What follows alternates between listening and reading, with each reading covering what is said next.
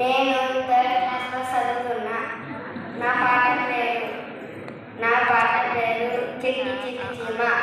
చిట్టి చిట్టి చీమ నీకెంత జ్ఞానమమ్మ, ముందు చూపులోన నీ సాటి ఎవరమ్మ.